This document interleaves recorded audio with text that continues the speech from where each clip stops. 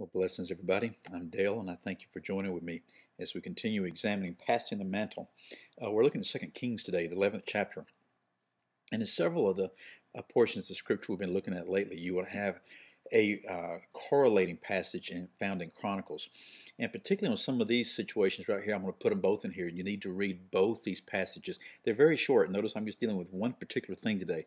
And so read both passages. You'll see the same story, but you'll see little nuances and little details from like the 2 Kings or over the 2 Chronicles. And so you'll have multiple scriptural references quite often. Now, King Ahaziah was dead.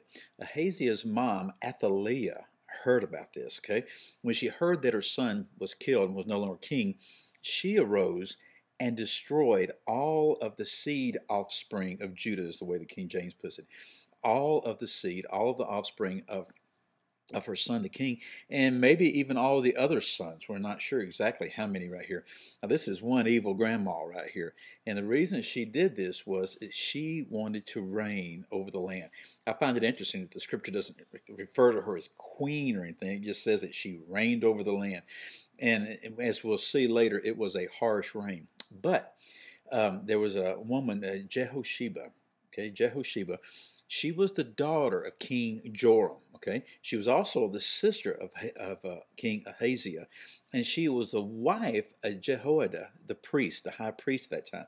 And so when you look at both the portions of Scripture, you learn all these details about her. Well, this woman, she took Joash, the son of Ahaziah, and hid him. So one of the sons escaped, and he was a little bitty, a young infant, we believe a year or younger. She placed him and his nurse in the bedroom. Jewish tradition said that they actually hid him in a closet in the temple. And so he was hidden from Athaliah, and he was not put to death. And he was hidden in the house of the Lord for 6 years. And you say, well, how in the world do you hide an infant, a young child? Trust me, Athaliah, reigning over the land, did not come into the temple of the Lord too often, if at all. So let me ask you this. Why do you think Jehosheba did this? Was she aware of the evil that was going on? Well, I'm certain she was when she saw all the various offspring being killed. What's even more interesting, we may see more about this later, but I'll just tell you right now, she and her husband, when you start doing the chronologies and the years and the age, which we won't get into details here, but when you look at it, you find out that they were in their 90s more than likely, maybe even a little older than this when she did this. And we'll see more about this. Here's what I want us to grab a hold of today. Are you willing to do what is required when faced with evil? We know from what the scripture says that in the last days, which we are living in the last days, that evil will increase.